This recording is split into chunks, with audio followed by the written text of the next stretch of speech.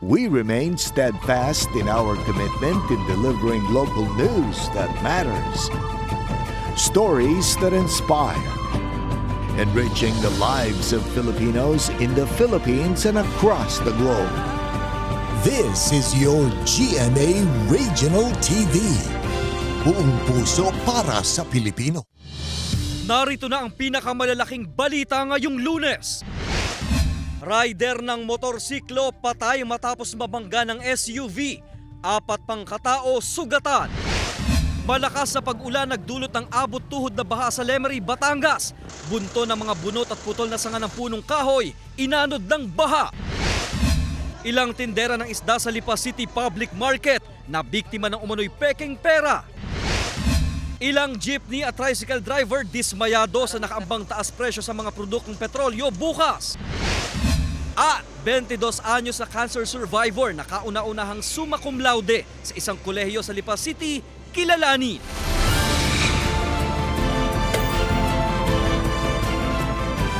Ito ang GMA Regional TV, Balitang Southern Tagalog. Magandang hapon mga kapuso, narito na ang Balitang Southern Tagalog. Hatid namin ang mga pinakamalaki at pinakahuling balita sa Timog Katagalugan. Live mula rito sa GMA Batangas Station, ako po si Ace Medrano. Nagdulot ng abot tuhod na baha ang malakas na pag-ulan sa Lemery, Batangas kagabi. Ang mga bunot at putol na sanga ng mga puno inanod ng baha. Ang detalye sa report ni Paul Hernandez. Nagmistulang ilog ang diversion road sa Barangay Malinis, Lemery, Batangas dahil sa baha. Pasado alas 7 kagabi. Kita pa sa videong itong unti-unting pagragasa ng tubig. Tumirik pang isang sasakyan sa gitna ng baha. Abot tuhod na baha ang sinuong ng ilang residente sa Barangay Sambal, Ilaya. Wala na ang pag-ulan pero mataas pa rin ang tubig. Pagputok ng liwanag kanina, sinalubong ang mga sasakyan ng putik at alikabok. Sangkaterbang putol na sanga ng mga puno ang bumara sa kanal na iniwan ng baha. Nagkalat din ang mga bunot. 1 oras lang naman daw ang itinagal ng ulan pero malakas ang buhos. Gaya na lamang sa gasolinahang ito, kita natin yung idinulot ng pagbaha. Bunton ng mga bunot, mga bao at mga putol na kahoy yung kailangang linisin ng mga tauhan. At ayon sa kanila, tatagal pa raw ng 2 hanggang 3 araw bago tuluyang malimas ang mga ito. Sobrang hirap po kasi napakakunat po ng mga putik at makapal po, tapos ang dami pong mga tinig-tinig po. Bumigla ko yung dating niya dito, hindi na po namin nasaran. Gumamit na ng backhoe at payloader sa paglilinis ang DPWH at MDRRMO Lemery. Wala naman daw na iulat na casualty at inilikas na residente dahil sa pag-ulan. Ito po ay nagmula sa Aplan Barangays, katulad ng San Isidro Itaas, Ibaba. Kung saan dito bumabawa mismo sa bayan ng Lemery yung mga debris. Ayon sa Pag-asa, walang bagyo at dala ng localized thunderstorms ang pag-uulan. Kasama si Kel Ravaca, Paul Hernandez. Balitang Southern Tagalog. Tinututukan ng CDRMO ang nasa 7 barangay na kabilang sa flood-prone area sa Batangas City ngayong tag-ulan. Para sa detalye, makakasama natin live si Denise Abante. Denise. Ace, unang araw pa lamang daw ng Hunyo na magsimula ang declogging activity at cleanup drive sa mga ilog at creek sa Batangas City bilang paghahanda sa mararanasang pag-uulan ngayong buwan.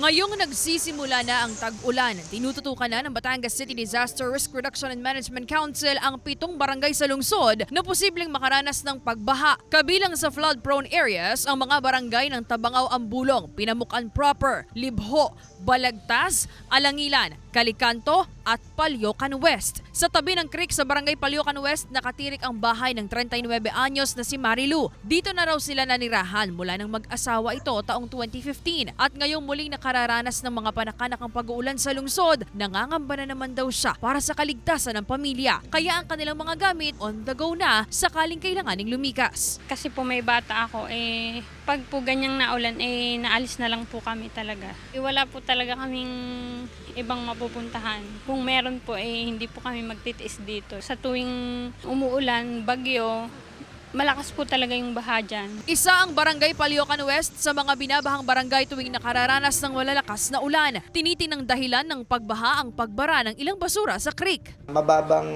pagkakagawa ng bridge, pinag-aaralan natin at i-coordinate natin sa tamang ahensya para kung sakaling mga ilangan na mapalitan para hindi na sumasabit yung mga debris kasi yun ang nagiging problema dun sa area kapag medyo may mga uprooted trees. For example, yung kawayan na sumabit yung mga sanga o yung puno mismo doon sa pinakabunganga ng naturang creek dahil nadudo medyo mababa nga yung pagkakagawa ng tulay ay yun na yung nagiging problema at nagiging dahilan para umapaw yung naturang creek.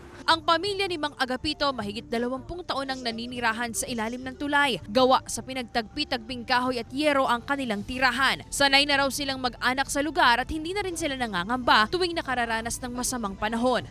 Dahil sa dami na namin karanasan dito simula pa nung una, ay lalo pa ito pinataas pa nga lalo namin ang bahay namin.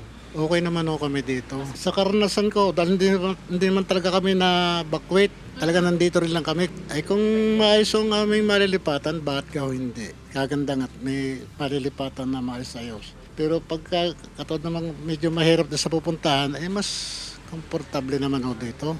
Sina Angelo at Mang Agapito ilan lamang sa mga inaalalayan ng pamunuan ng Paliocan West sa panahon ng kalamidad. Hindi naman daw mapilit na umalis sa delikadong lugar. Nakahanda na rin naman umasiste ang barangay sa kanilang pangangailangan. Tayo naman ay willing sa lahat ng mangyayari. Yun nga ang adhikain ng bagong administrasyon ay tumulong. Samantala, puspusan ang paglilinis ng pamunuan ng Barangay Paliocan West sa creek upang iwasan daw ang pagbaha sa lugar. Ayon sa Batangas City RRMO, malaking tulong ang isinasagawang declogging sa mga creek at ang pagpapagawa ng mga drainage upang maiwasan ang pagbaha. Kung tayo ay patuloy na makapagdadagdag at makakapag-upgrade ng ating mga drainage system, nakikita natin na makakatugon naman tayo para hindi na muling-muling makaranas ng mga pagbaha itong lungsod ng Batangas. Panawagan ng Batangas City RRMO sa mga residente upang maiwasan ang pagbaha. Particular sa mga creeks, ayan po, bawal pong tapunan ng basura, hindi na po yan pinapayagan, at saka po yung paggamit ng mga plastic na pwedeng magbara ng mga styrofoam, wag po nating i-dispose, lalo na po yung mga styrofoam na malalaki na nanggaling sa mga binili nating appliances, wag po nating basta-basta i-dispose ito o itapon sa mga daluyan ng tubig sapagkat yan po ay pwedeng maging sanhi ng mga pagbara ng atin pong mga daluyan ng tubig. Ace, umaasa raw ang Batangas City LGU na matatapos na rin kaagad ang mga pagawaing kanal para maiwasan na ang pagbaha sa lungsod. Ace? Maraming salamat, Denise Abante. Nabiktima ng mga kawatan gamit ang peking pera ang ilang tindera ng isda sa Lipa City Public Market. Nakatutok si Paul Hernandez. Ang dapat sana'y kita sa pagtitinda ng isda, naging bato pa nang mabiktima ng peking pera ang 78 anyos na si Lola Huling sa Lipa City Public Market. Huli na raw nang makita niyang counterfeit o gawa-gawa lang sa bond paper ang 1,000 ipinambayad sa kanya ng customer na bumili ng isang pirasong bangus. Ibang pagkapapel. Ay sa akin ako inapay, hindi na ako habol ng aking boy, kaparaon. Hindi na nakita. Ang tingin ng tindera, may kasabwat ang customer na babaeng nanloko umano sa kanya. Umalis po, kaya mamaya babalik na lang kami. Tapos bumalik, yung babae lang, hindi nakasama yung lalaki. Iba nang ibinayad sa akin. May dalawa pa raw fish vendor na nabiktima rin ng peking pera. Pili ng pamunuan ng palengke, kilatisin ang tinatanggap na bayad. Pinakikusap ko kung ma-distinguish nila yung tao, ipagbigay alam po sa amin at kami po ay handang tumulong at may kapulusan po tayong kasama rito. Para ma-alert po kami. Ayon sa Bangko Sentral ng Pilipinas, wala nang pinipiling panahon ng mga kawatan na gumagawa ng ganitong uri ng panloloko para maiwas na mabiktima. Salatin ng pera para malaman kung magaspang ito. Sipatin ang mga watermarks, security threads at special feature ng pera at itagilid para makita ang numerong nakasulat sa security thread. Ang ating pera, Paul, is award-winning ito pagdating sa mga security features. So inihikayat namin ang publiko na alamin ito. Hindi na rin daw kailangan pang gumamit ng aparato para matukoy kung peke o tunay ang natatanggap na pera. Tamang kaalaman daw ang kailangan para hindi mabiktima ng pekeng pera. Kasama si Kel Ravaca, Paul Hernandez. Balitang Southern Tagalog. Mga kapuso, big time oil price hike ang sasalubong sa mga motorista bukas kaya agahan na raw ang pagpapagasolina. Sa anunsyo ng ilang kumpanya ng langis, madaragdagan ng 1 peso and 75 centavos ang kada litro ng diesel, 1 peso and 40 centavos naman sa kada litro ng gasolina, habang 1 peso and 5 centavos naman sa kada litro ng kerosene. Ngayong taon, ito na ikalabing-4 na pagtaas sa diesel habang ikalabing-6 naman sa gasolina at ikalabing-3 pagtaas sa kerosene. Dismayado naman dito ang ilang jeepney at tricycle drivers sa Batangas City. Ayon sa kanila, kakarampot na nga raw ang kanilang kinikita, mababawasan pa dahil sa patuloy na taas presyo sa mga produktong petrolyo. Nauna nang inihayag ng Energy Department na nakakaapekto rito ang nangyayaring gulo sa Middle East at ang nakikitang pagtaas ng demand. Tumaas na tumaas, hindi na bumaba. Mahirap na sir eh. Hindi mo nataas ang pamasahe. Ay, magsipag. Wala, talagang walang abutin eh pagka tumaas. Doble kayo para makabili na isang kilong hawot. Ay di, mahihirapan naman po ulit kami sa pagbiyahe. Ay di, pag may sanoy na uwi na, pagsala. Kagaya ho ngayon, pauwi na ako dahil sala ko sa biyahe.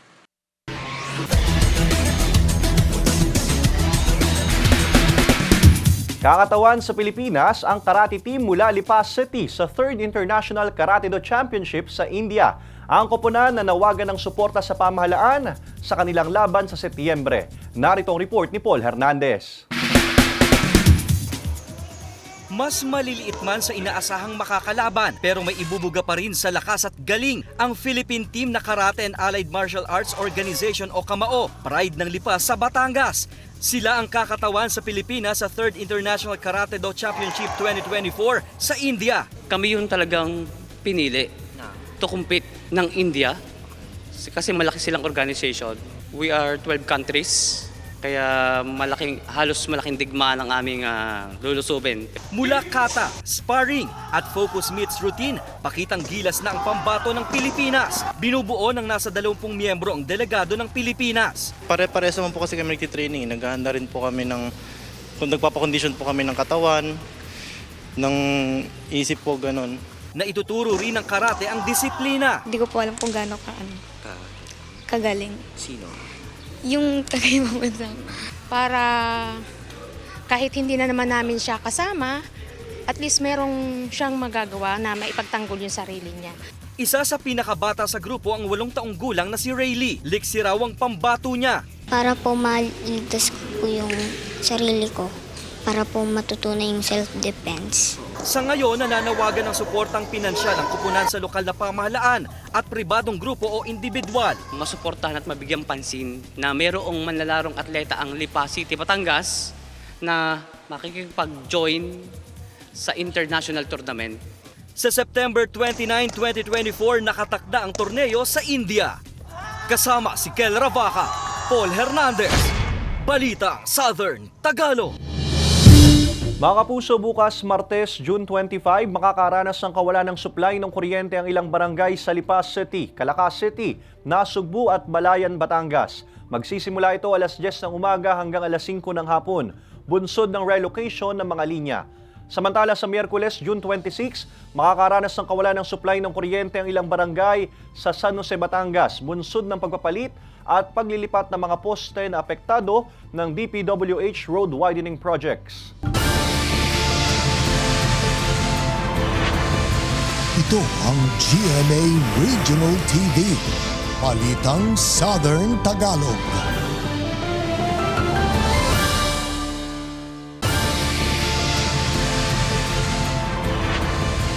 Ito ang GMA Regional TV, Balitang Southern Tagalog. Patay ang rider ng motorsiklo matapos mabangga ng SUV sa Mabini, Batangas. 4 na iba pa sugatan. Nakatutok si Denise Abante. Marahang nananakbo sa kahabaan ng Barangay Pulong Nyogan sa Mabini, Batangas ang ilang sasakyan pasado alas 7 ng umaga nitong Biyernes. Maya-maya pa mapapansin na biglang lumihis ang puting van at tricycle. May kasalubong na pala silang isang mabilis na SUV. Maswerteng nakaiwas ang van pero nasapol ng SUV ang tricycle at ang kasunod ng motorsiklo. Pumailalim ang motorsiklo at tumilapon sa kabilang bahagi ng karsada ang rider. Sa isa pang kuha ng CCTV, kitang-kita ang pagsalpok ng SUV sa motorsiklo. Nadala pa sa ospital sa Mabini, Batangas ang rider ngunit idineklarang dead on arrival nang ilipat sa isang ospital sa Batangas City dahil sa tinamong pinsala sa katawan. Sa investigasyon ng pulisya, posibleng nakatulog ang driver ng SUV kaya sinakop ang kabilang linya ng kalsada. Sa admission itong ating suspect, siya ay nakatulog nung siya ay nagmamaneho. May kasal ng kamag-anak nila. Magdamag daw siyang nagluto sa madaling sabi, puyat itong ating suspect, kaya siya nakatulog nung siya ay nagmamaneho. Nung masakit niya yung tricycle, dun siya biglang nagkaroon ng ulirat. Kaya nang huli na, nung bumangga ulit siya dun sa motor. Sugatan naman ang 4 na luna ng tricycle kabilang na ang driver nito. Nasa maayos na silang kalagayan ayon sa pulisya. Nahaharap sa patong-patong na kaso ang driver ng SUV. Sa ngayon, naiuwi na ang mga labi ng biktima sa kanilang tahanan sa Barangay Calamias, Mabini, Batangas ayon sa pulisya. Sinisika pa ng GMA Regional TV Balitang Southern Tagalog na makuhanan ng pahayag ang kanyang pamilya, gayon din ang mga sakay ng tricycle at driver ng SUV. Abiso ng pulisya sa mga motorista. Sa mga nagmamaneho po ng mga sasakyan ay siguraduhin po natin na bago po tayo magmaneho ay tayo po ay nasa tamang kondisyon. Ibig sabihin tayo po ay may sapat na tulog, hindi tayo nakainom, nasa ganoon ay hindi tayo ma-aksidente. Denise Abante, Balitang Southern Tagalog. Daing ng ilang residente sa Barangay Santa Rita sa Batangas City ang umano'y mabagal na konstruksyon ng drainage. Ang detalye sa report ni Denise Abante. Mabahong amoy na nagmumula sa nakatiwangwang na kanal ang halos 2 buwan na raw tinitiis ng 65 anyos na si Aling Imelda na residente ng Barangay Santa Rita Karsada sa Batangas City. Katapat kasi ng kanilang water station na malapit din sa kanilang bahay ang ginagawang drainage sa lugar. Pangamba ngayon ni Aling Imelda ang baha dahil hindi pa natatapos ang ginagawang drainage. Parang hindi pa rin kayang tapusin po ito sa sinasabi nila. Up to now, July. Ay, itong June na. Ay, ito, nakatiwangwang pa din kami. Ang baho ng nalabas na borak. Napasok po uli. At tapos ang baha, abot din sa karsada. Pinapasok po kami sa loob ng bahay. Sa muling pagbisita ng GMA Regional TV, Balitang Southern Tagalog sa lugar, sementado na ang halos 80% ng paggawain. Tuloy-tuloy din daw ang trabaho sa lugar. Ayon sa DPWH 2nd District, nasa 85 to 95% ng tapos ang paggawain. Bakit ako sa dulo dulo na ako Ayaw kasing pumayag nung may mga harap-harapan doon. Negotiate ko pa. Tapos ako sigurado ako mga July 15, so hindi abutin ako ng ulan. Batangas City. Payo rin ng otoridad sa publiko, iwasang magtapon ng basura sa kanal. Inaasahang matatapos ang drainage sa 2 linggo ng Hulyo. Pag hindi ko na-idugtong, posibleng bumalik-balik, pero hindi ang balik sa atin doon sa San Pascual. Kasi ayaw nila pumayag. Kasama si J.R. Manjares, Denise Abante, Balitang Southern Tagalog. Mga kapuso, finale week na ng GMA Prime Series na may Guardian Alien. Ngayong huling Lunes, isang pasabog na wedding gift ang handog ni Seth kina Grace at Carlos. Ano kaya magiging tagpo sa huling 5 gabi ng may Guardian Alien? Abangan ang mga eksena hindi dapat palampasin mamaya na yan, 8:50 PM sa GMA Prime at Kapuso Stream.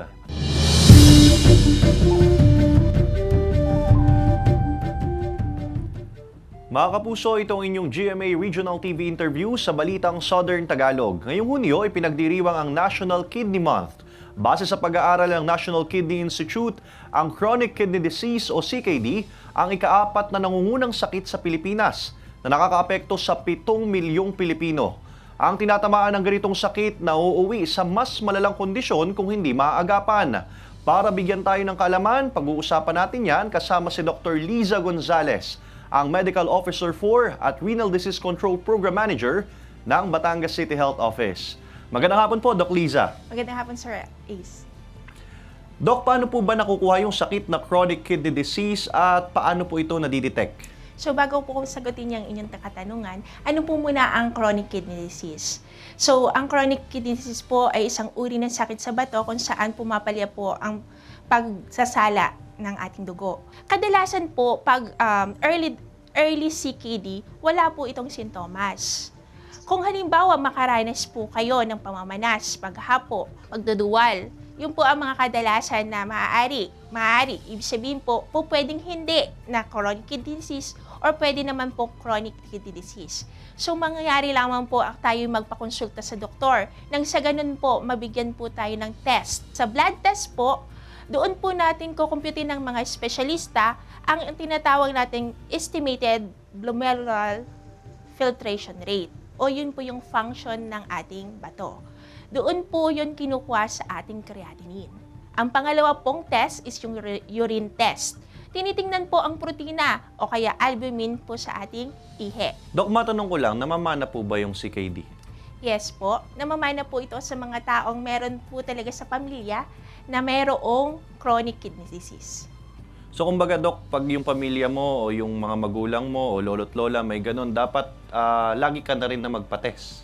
Mas mabuti po na magpa-test tayo kapag po meron tayo sa pamilya na may chronic kidney disease. Doc, curable po ba ito? Ang ating pong chronic kidney disease is progressive disease po yan and over time, ito po ay hindi po na cure. So madami pong preventive disease. Una, early detection. Kapag may mga sintomas po tayo, pwede po tayo magpa-check up agad sa ating doktor. Doc, ano naman po mga programa ang isinasagawa ng CHO o ng Batangas City Health Office para magbigay kaalaman sa ating mga kapusong Batanggenyo hinggil nga sa sakit na chronic kidney disease? So, ang Batangas City Health Office po ng Lungsod ng Batangas is nagpo-provide po ng tinatawag nating Social Behavioral Change Communication o tinatawag nating IEC. Ito po ay series ng lectures. So, nung nakaraang March 14 po, napili po ng Philippine Society of Nephrology Southern Tagalog ang ating pong city para pagdaruusan po ng World Kidney Day. Kung saan po, after ng parade po, nagkaroon po tayo ng lectures para sa mga health worker. Doon po, itinakal din po ang importance ng ating kidney health. Karagdagan po sa programa regarding po sa CKD sa City Health Office, meron po tayong para po sa mga early detection ng inyong mga sakit. Meron po tayong regular check-up sa Batangas City Health Office Medical Division. Gayon din po sa mga barangay health center sa mga iba't iba pong barangay. Ganyan din po, meron din po tayong tinatawag na DMCVD Clinic. Monthly po yun. Magtanong lang po tayo sa ating mga health worker kung kailan po magkakaroon ng schedule sa mga bawat RHU or yung tinatawag nating Rural Health Unit and Barangay Health Center. Ang City Health Office din po at ang ating Lungsod ng Batangas ay meron pong EBD Health Card kung saan po ina-allow din po nila ang serbisyo sa dialysis sa mga pasyente na may nasa advanced kidney disease. Dok, ano-ano po ang dapat gawin para maiwasan ang pagkakaroon ng CKD? So, ang pwede po natin gawin, may tinatawag po tayong 8 golden rules sa ating kidney health. Una po, be fit and be active. Isabihin, mag-ehersisyo tayo, 30 minutes, 3 times a day, or 150 minutes per week. Pwede na po yun. So, pangalawa po, kumain ng masustansyang pagkain.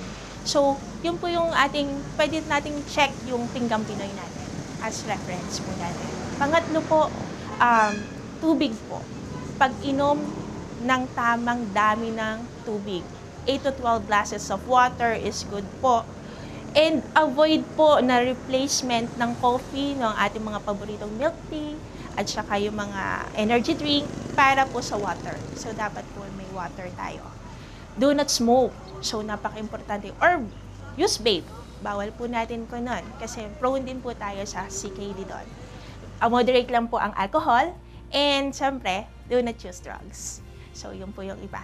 Over-the-counter medications. So, yung mga over-the-counter medications and pain relievers, yun po, huwag po tayong umabuso ng mga gamot. Yung mga paborito po ay mag-asawang gamot sa atin dito sa Batangas. Get checked. Check your kidney function. Dok, para naman sa mga manonood natin o mga kapuso natin na may CKD o may sakit na chronic kidney disease, ano po ang maipapayo nyo sa kanila o mensahe po ninyo sa kanila? sa mga tao po na may sakit ng chronic kidney disease, ang maaari po natin ipayo is magpakonsulta po ng regular sa ating mga doktor. Nang sa ganun po, ma-check po kung ano bang best na cure o kaya po ay treatment for you. Kasi individualized po kasi ang treatment sa bawat pasyente natin. Maraming salamat po Dr. Liza Gonzalez, ang Medical Officer 4 at Renal Disease Control Program Manager ng Batangas City Health Office. Ito ang GMA Regional TV, Balitang Southern Tagalog.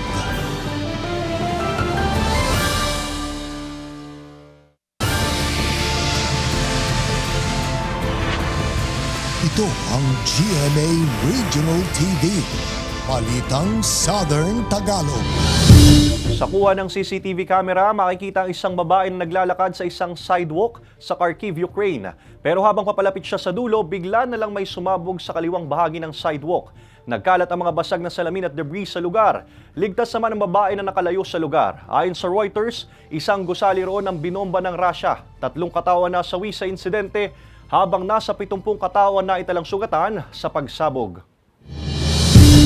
Matapos ang halos 7 taong pagkakakulong, ipinawalang sala ng Muntinlupa RTC Branch 206 si dating Senador Leila de Lima sa ikatlot huling kaso na may kinalaman sa droga na isinampa sa kanya ng DOJ noong 2017 sa ilalim ng Administrasyong Duterte. Inabsuelto ang dating senador ngayong araw June 24 matapos katigan ng korte ang demurrer to evidence na inihain ng kanyang kampo. Ibig sabihin, cleared na ang dating senador sa lahat ng drug cases laban sa kanya.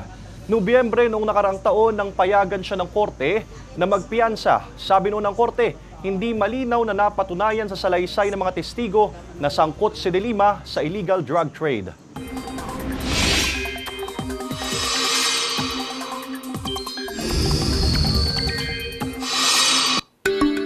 Mga kapuso, kumpara noong mga nakaraang linggo, bahagyang humina ang ihip ng southwest monsoon o habagat. Hindi na ito umaabot sa bahagi ng Visayas o Mindanao at sa bahagi na lang ng Luzon nakakaapekto. Ang iba pang bahagi ng bansa, posible naman makaranas ng localized thunderstorms. Sa datos ng Metro Weather, posibleng ulanin ang ilang bahagi ng Calabarzon at Mimaropa, kasama ang Cavite, Laguna, Batangas, Quezon, Mindoro Provinces, Marinduque, Palawan at Romblon. May mga heavy to intense na pag-ulan na posibleng magpabaha o magdulot ng landslide. May tsansa ring umulan sa natitirang bahagi ng bansa. Kauna-unahang summa cum laude ang 22 anyos na cancer survivor sa isang kolehiyo sa Lipas City. Kilalanin siya sa report ni Paul Hernandez. 1.1395, numerong bumasag ng kasaysayan sa isang kolehiyo sa Lipas City sa Batangas na general weighted average ng 22-year-old graduate ng BS Tourism Management na si Rachel. Siya ang kauna-unahang summa cum laude sa institusyong nagpaaral sa kanya. Way back then, the only goal was to graduate, to be a scholar kasi nga, that was my only way where I can help my parents. But reaching this point, sabi ko nga, this is all a bonus. Galing sa simpleng pamilya sa San Juan, Batangas, nais niya lang daw noon na makapagtapos ng kolehiyo pero may tadhanang iginuhit para sa kanya. My mother was a housewife. My father, yun nga, nagda-tricycle, tapos karpentero, tubero, electrician, all in one. Sila talaga yung dahilan kaya ginawa ko lahat. Ang history maker, isa ring cancer survivor.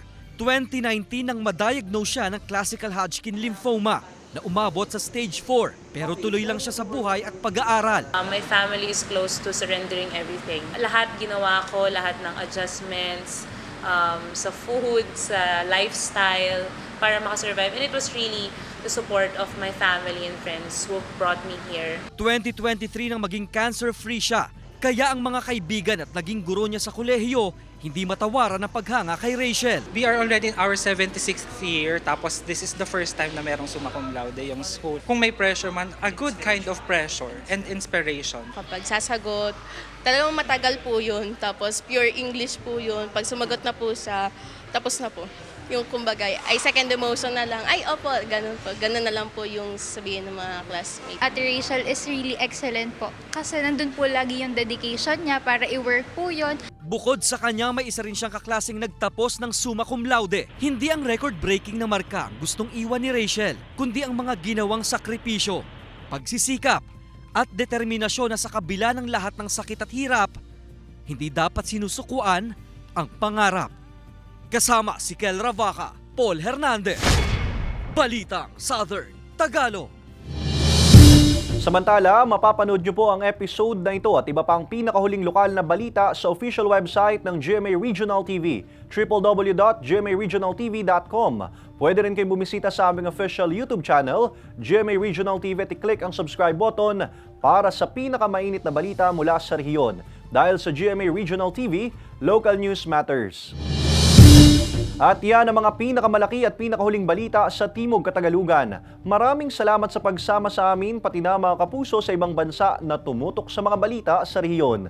Kami, ang GMA Regional TV Balitang Southern Tagalog. Buong puwersa para sa mas malaking misyon at mas malawak na paglilingkod sa bayan.